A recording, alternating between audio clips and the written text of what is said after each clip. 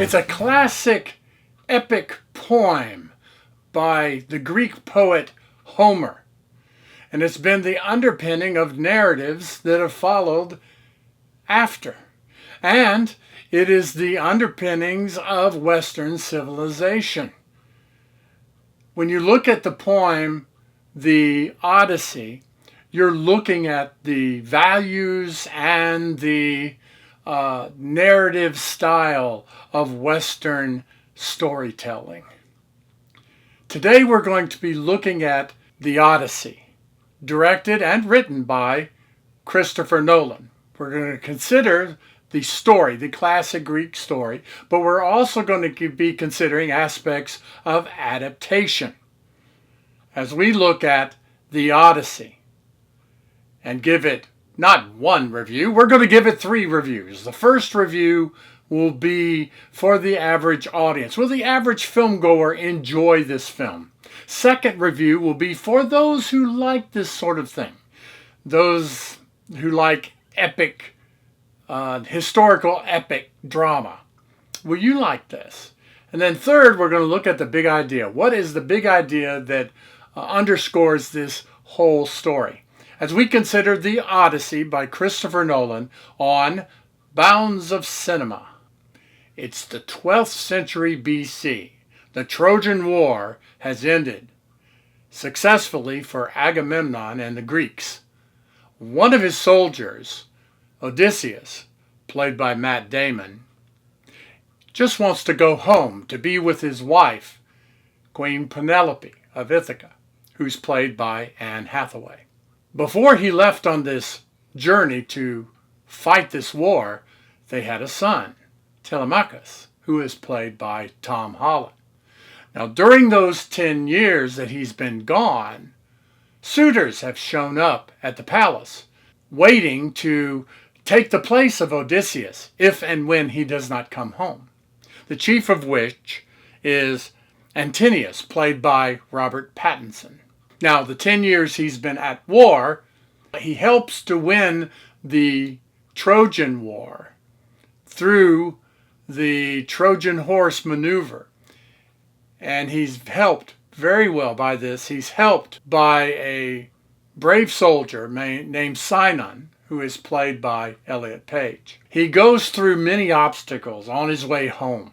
A cyclops, a witch, sirens, many tragedies, storms, all to get home to be with his wife and son. For the general audience. Now, this is an adaptation. And we really have to first start talking about what is an adaptation. That is moving from one medium to another medium. In this case, from an epic poem to a feature film. Both have their own strengths and weaknesses, the way they deliver the narrative. They both have particular things stylistically that they tend to do that can't replicate what the other medium does. Each are different. That's why it's a different thing. It's an adaptation. Now, there are 3 basic ways you can do an adaptation. First, there's the faithful adaptation. This is the hardest to do and the most unsuccessful kind. A lot of time it's tried on beloved literature, like, say, Holy Scripture. And when that is adapted, many people will see it and say, that's not the same. It's not the way I pictured it in my head. That's because this is the interesting thing about those 2 media. You've got prose, which can suggest an image. It can say something's beautiful. It could say something's horrific. It could say something's frightening. It can only suggest. With film, it establishes an image. You see what the filmmaker thinks is beautiful. You see what the filmmaker thinks is horrific. You see what the filmmaker thinks. So, those are the 2 differences, and that's where it's so hard to do something faithful. Okay, the second way, and this is the most common, and this is what Nolan has done, this is key scenes. That is, you find key moments in the narrative of the source material and you try to replicate that. You cover them. You tell those narratives as best you can in the new medium. This one does that. It hits all the key scenes. There are other films that can do the key scenes of the Odyssey, but they seem like completely different stories.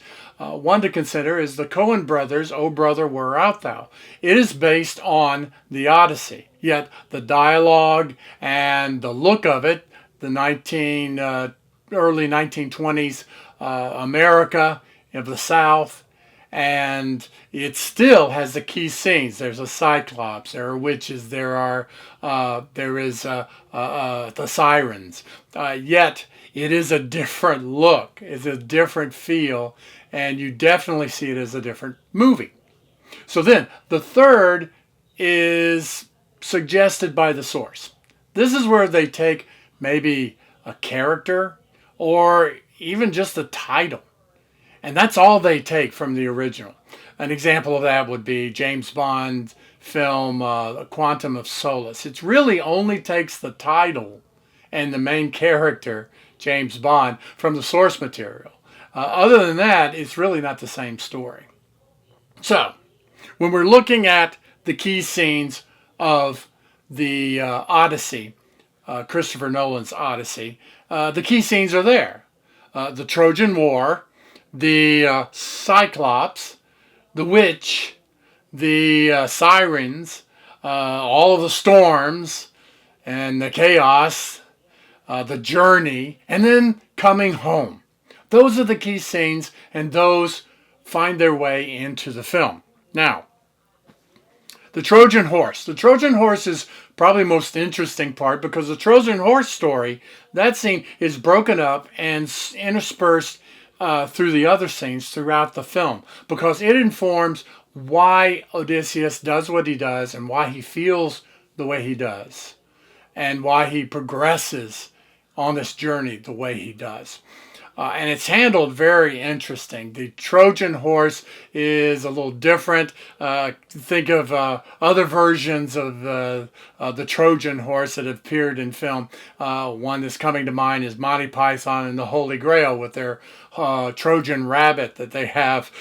Definitely will not be confused with the Odyssey, but it's still taking that scene and replicating it. Here, Nolan does a very interesting way of developing the Trojan horse scene throughout the film as a way you get to understand what's going on in the story. Okay, it's a good tale, so I am recommending it for the average audience. Now, for those who like this sort of thing, who like historical epics, this film, as I mentioned before, does focus on the key scenes from the epic poem, and they do take liberties with the way the poem tells the story, but they definitely draw from the strengths of filmmaking, the spectacle, the chaos, the beauty, the glamour, the threat, the way that film, through the cinematography, through the dialogue, can create this story. Obviously, the dialogue is now matched to actors playing those roles, and those actors and this costuming has been adjusted so that it will get the effect that Nolan's going for, creating a sense of tension, also difference between the look of the soldiers as Odysseus' soldiers as they battle against other forces, making them look different, making them look stronger, but in some cases making them look weaker and much inferior. The Cyclops is probably my favorite scene because it's handled in a very different way than the way I've seen it in other films. It is when the film really came alive for me. Now, the casting, I think Damon, Hathaway, Holland did a very good job in their roles. Would like to address the Elliot in the room. Some might see, and this is a feeling I will say right up front, when the character playing, the actor Elliot Page playing Sinon shows up, first few shots, I was wondering how this was going to go. He is small, and he's struggling on the armor and getting ready to enter into the fray. But as the character is presented, as it fits in the story, I can see why Nolan cast Elliot Page.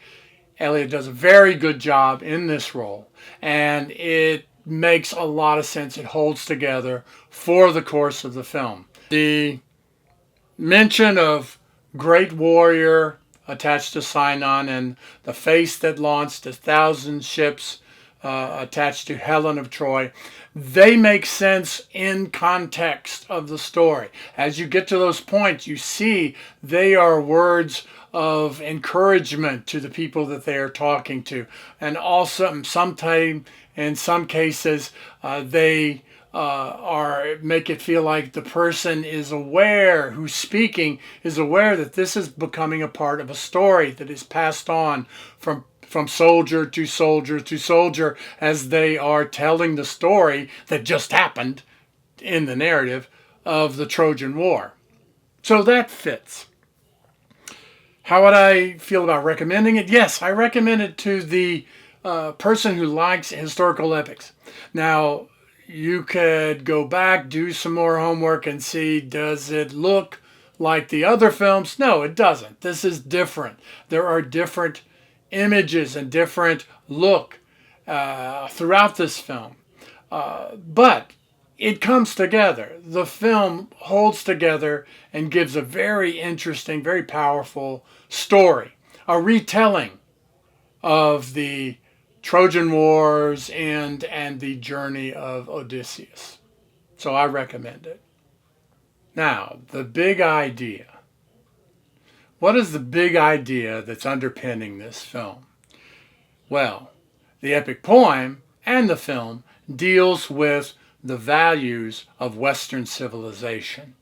You have a journey back home, and within that, you have that idea that you can never go home again because during that journey, you have changed and home has changed.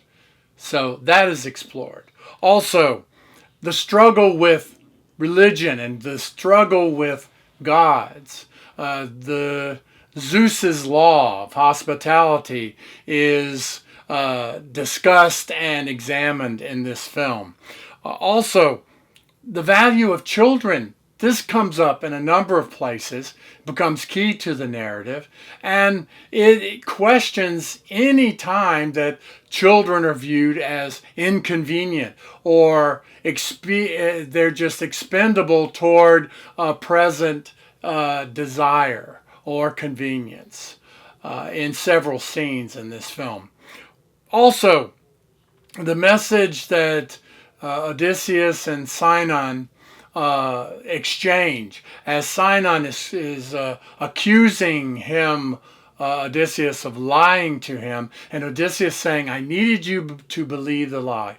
You'll see where that is in the film, and it is very much a criticism of how sometimes people will lie and cultures will lie, and there's a need, they feel, to lie to get something done. So that is explored. And then just kind of overall, the journey home. You have a father, a mother, a son that are separated, and the father wants to get home to the mother. The mother is faithful to the father, and do they end up together? The nuclear family is shown and tested in this film. A lot of interesting aspects of Western civilization value are dealt with in the poem and are explored very satisfyingly in Christopher Nolan's film. A recap. I do recommend this film for the average audience. You'll find this a solid film. Has a great beginning, great ending, good obstacles and conflicts throughout, a little humor at times. I do also recommend this film for those who like this sort of things, who like historical epic films. This has that feel of an epic. It does hold together. So, thank you for continuing to the end of this review, and I encourage you to like and subscribe this channel so that you will be notified when I put out another set of reviews. And please share this with others who might be interested in my approach and what I say about the film, The Odyssey, and might be interested in this kind of a film review program. So join me again on the next film that I look at on Bounds of Cinema.